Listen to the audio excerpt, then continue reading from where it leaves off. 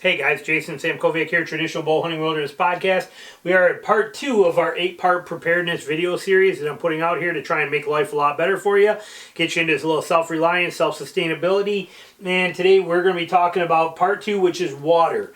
Now, first of all, it does vary a little bit if you're on city water versus on well water, because city water is more prone to being turned off, having problems, anything like that. If you're on a well like we are, as long as you have something to power that well, it's your own water source. So there's not an issue with contamination from other things or something like that. So that may make a difference, but either way, even if most people are on a well, they don't have the technology or the understanding on how to set up a generator in the right connection to power that well. So we do, it's not too bad to do that, but if you're not at that point of understanding that, we're just going to consider them both the same. But if you are on city water, this stuff is way more mandatory. If you're on well water and you can power that well, you're probably in pretty good shape for your own water source. But either way, we have got a couple things. Oh, and one I should have put on here that I didn't is with this one here too. I'm just going to note it right here, but that is boiling.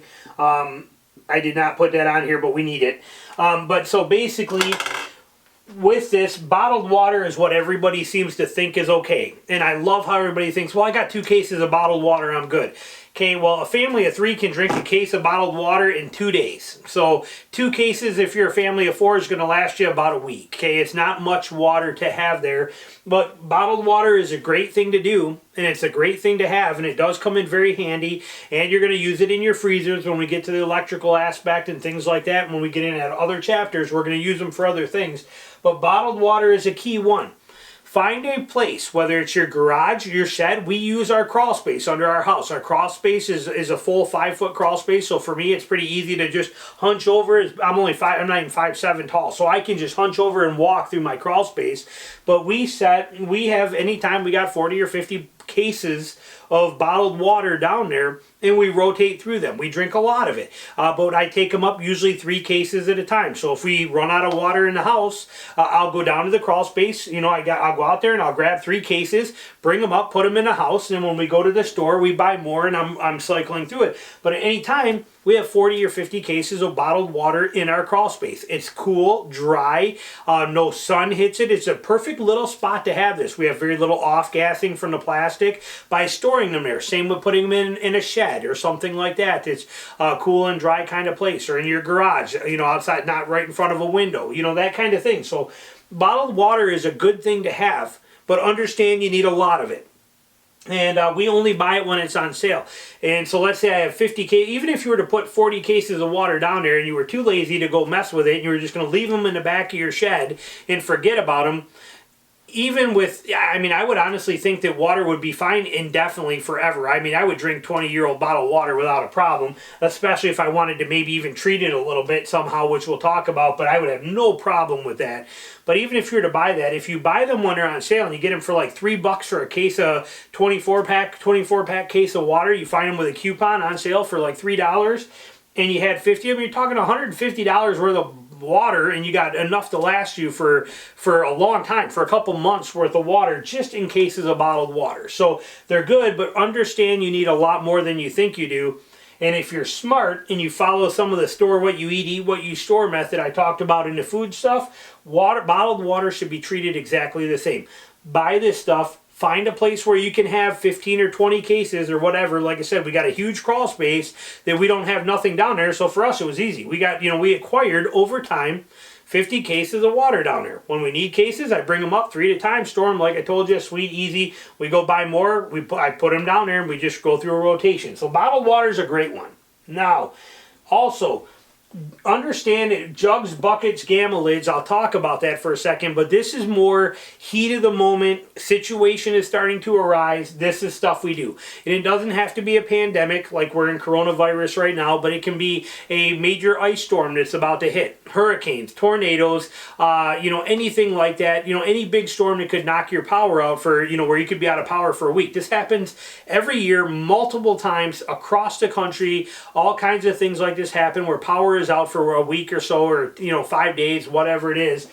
When you know something like that is going to hit, a storm is going to hit, there's nothing wrong with filling jugs and buckets with that stuff. Now, I will have some links down below for you to show you some of the stuff, because some of you guys won't understand gamma lids. You can buy it from these links, but you can buy this stuff anywhere. Home Depot sells these.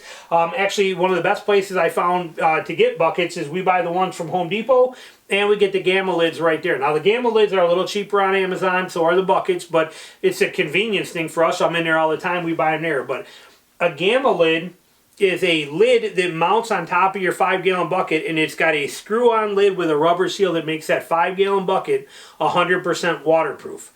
Okay, now on Amazon you can buy food-grade 5-gallon buckets if you want to, which is probably recommended. At Home Depot, we just buy the standard orange ones for $1.99 or whatever they are. Those, we probably got 30 of these, 20 of these. I got tons of them in the garage. We use them for all kinds of things, from cleaning cars to I use them to store our water when we're traveling, you know, when we go on our hunting trips and, you know, camping and all that stuff. So they come in real handy. But what I like about a 5-gallon bucket with a gamma lid is they stack really nice. Okay? So I mean, you can run 4 buckets high, and you're only coming up about this tall for 4 5-gallon buckets. That's 20 gallons of water in an area the size of a bucket and this tall. And then if you stack 3 of those, you got 60 gallons of water that's right there. If it gets knocked over, it's still waterproof because of those gamma lids, and they're reusable. Now, water jugs are, you see them at, again, on Amazon, you see them at Walmart, you see them in camping stores. That's like that blue or green water jug that holds 6 gallons. They're like $15 a piece. They work really good too, but they don't stack as well. They're more prone to leak more often. They're not my favorite. We have 4 or 5 of them, but we only use them because we have them. But I like the 5-gallon bucket with a gamma lid so much better. And they don't tip over in my trailer or tip over in the back of the truck. I like the buckets and gamma lids. But if it looks like a storm is coming, or even if you just want to store water and make it a, every time you set your clocks back, you change the water in them. But you can take and fill from your faucets. If you fill, like I said, 6 or 8 of these buckets, or 10 buckets, whatever you want to do with those with gamma lids on them, think about it. I mean, if you did 10 buckets with gamma lids, let's say a gamma lid is $8 and a bucket's $2, so it's $10 a bucket. So for $100, you bought 10 buckets and gamma lids, and you had somewhere that you could put them, you know, store them in a shed, in a garage, somewhere like that, or again, in your crawl space or your house or in the basement. You filled those up. That's in they hold 5 gallons in each one, and you got 10 of those. You know, I mean, you're talking 50 gallons of water that you have right there that's easy access. And realistically, they would take up a space about this wide. Oh, let me turn that phone off. Sorry. And but they would take up a space about this wide and about that tall. So very simple little room. It would not take up a ton of room. And then you have them. And then every time you set your clocks back, so twice a year, you go get those buckets, dump them out, refill them, and have them. Or even just once a year is really all you have to do it. So it's not too bad. Now, if you're going to do that, I would recommend the food grade ones because they have less off-gassing from the plastic that's in them. It's more food grade buckets, but I still would not even have a problem myself. For my family, we'd still do it even in whatever buckets we get from Home Depot without fail, especially short term.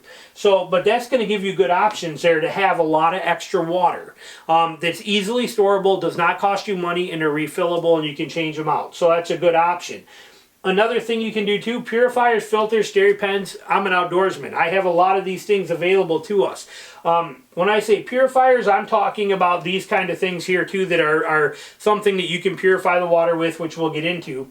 Filters, again, as an outdoorsman, I have like 4 or 5 different versions of pure hiker water filters, ceramic filters, MSR water filters. I'll put a few links down below for some good ones. Sawyer's got gravity fed ones that are very affordable, and all you got to do basically is have one bucket and have it run through this filter into another bucket, and it does all the work for you. You don't have to sit there pumping them. You know, they're really good. Just make sure on those ones, those gravity fed ones, you watch the labels and read, because sometimes if they freeze, if you're storing them like in a garage, if that filter freezes in some of those, they won't be good anymore. So pay attention to some labels. But those Sawyer ones, they're dirt cheap. They're like $20 and they do like 50,000 gallons or something, and they're easy. So there's a lot of filters out there that will work, not only for your water that you're having, but if it got to a point where you had to go get water from a pond, a lake, a different source like that, you have a way to filter that water and make it 100% drinkable. So these combinations of stuff, having some bottled water for the immediate things you need, storing some of the buckets and gamma lids when emergencies hit, or having that stored anyway as extra water is a good thing, and having a way to filter it. Steri-pens are another one. Steri-pens are, they work with UV light, and you can fill your bottle, and they work on a much smaller personal level, and then you put that in there, and I don't own a Steri-pen, but you can use that to purify your water as you're drinking it, where these other ones are going to work on much higher volume amounts at once rather than a Steri-pen, and that pen runs on batteries, which can be a pain in the butt. The filters, they're all replaceable filters. You may want an extra filter. You may not. They, like I said, they handle tremendous amounts of water through the filters they already have. So those are great options to have, and they're not expensive. You know, you have one filter, and you're pretty much good there, and that'll solve a lot of problems. And you don't need it if you're doing this other stuff, but still not a bad idea to have one. Boiling fits into this category too. With boiling water, you can basically collect it from whatever lake, pond you want, filter it. Filtering is as simple as taking a t-shirt and putting it over, you know, scooping water into a jug. Let's say an Nalgene bottle or a water bottle that you scoop it with, put the t-shirt over it, and pour it into that bucket or that pot you're using through the t-shirt, so it strains out all the debris that's in that water. You know, if you're taking it out of a lake or anything like that, scoop it up again, put the t-shirt over, pour it in, and fill that pot. And then you boil that pot. Once that pot starts to boil, just take it off the heat, let it simmer down till it's cooled, and it is ready to drink, and it is purified. So boiling is a fantastic option. Do it on your stove, do it on a campfire, do it any way you want, doesn't matter. Sweet, simple, and easy process. Now the purifiers like I have here, most houses should have iodine in there. If you don't have iodine in there, I'm going to talk about it with medical, but iodine is mandatory. Your house should have, at any given time, at least 2 or 3 bottles at 2% tincture of iodine. Says right on there, not consumable, not good for oral use, cannot drink it. I get that. 2% iodine is an incredible water purifier. Okay, back in the days when I used to hunt a lot of places, you know, we used to go up into, you know, way up north in Canada, caribou hunting and stuff. Iodine was our source. Boiling or iodine was basically how I purified all my water when I was up there. It was just sweet and easy.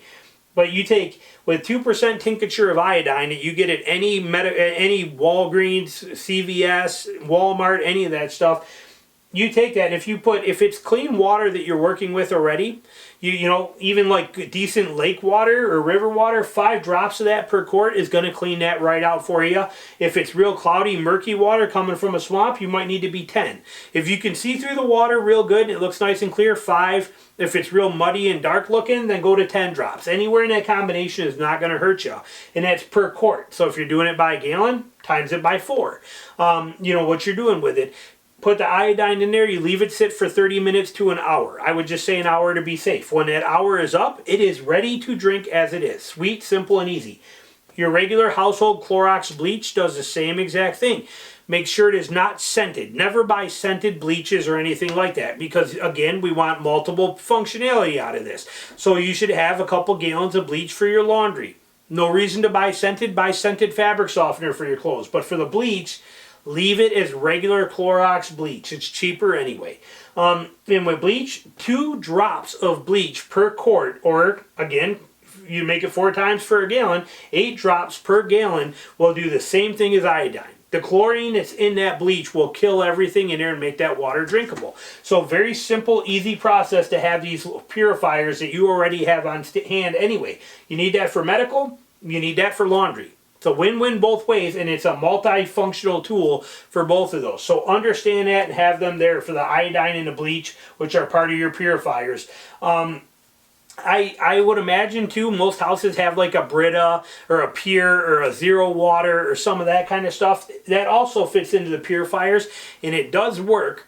I don't believe those are ready or designed to handle a lot of lake water and outside water sources, and they will probably gunk up on you pretty quick and give you fits, and they're probably pretty hard to clean, where most of these filters, hiking and camping filters, are designed to handle that stuff and to push through it. You can actually pump and push that through them, or like the Sawyer, which is gravity fed, that's going to work. So those are probably better options, but in a pinch, your home pitcher that's got a purifier in it is probably going to work pretty good as well too. Now also, when you hit, again, like we were talking about with some of these buckets, if you are going to hit a spot where, like coronavirus, or a hurricane's coming, tornadoes coming, ice storms coming, wind storms coming, something is going to knock your power out. Another thing that a lot of people don't realize is the power of your bathtubs, okay? Most houses today have more than one bathtub in them, okay? We have 3 bathtubs in our house.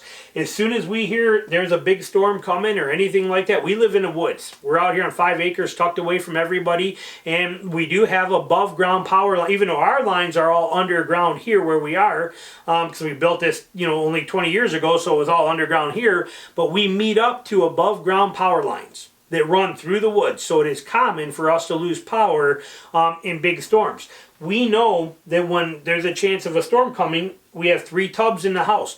We fill 2 of our bathtubs, we put the plug in, and we fill them up full of cold water, fill them up, 3/4 right up to the cutoff drain on there, and we leave the water sitting there until that storm is over with. I can't tell you how many times that power has gone out on us, and we don't have our power to run our pump, so we have no actual running water.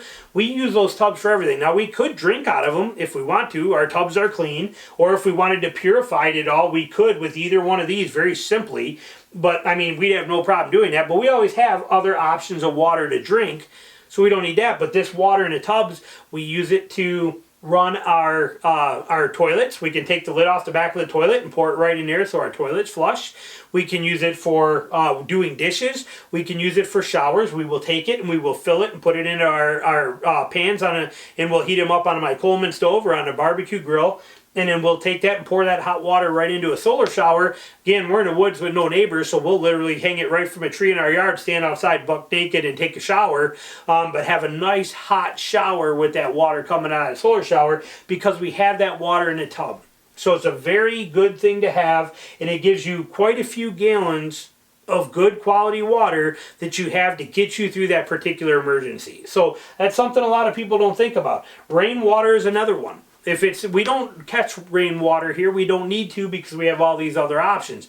But I can promise you this, if it looked like things were going to be bad for a long time, or something like that major happened where we were going to be out of power for a couple of weeks, which again, somewhere in the U.S. happens every single year for whatever reason or another, we'll take these buckets that we have, if we didn't already fill them or have them, or as we empty them, we will take those and anything else we got, and whatever container we have, we will put them under our gutter downspouts and collect water. We will put them on our sheds. We'll put them places where they will collect water for us. We'll collect that rainwater, and then we will either boil it, purify it, whatever we need to drink it, do whatever we want to. So water is actually, of all of these things, one of the easiest and one of the absolute cheapest. It does not cost you much. Like I said, 30, 40 bucks, maybe 50 bucks, depending on what filter you want to, if you decide to get one.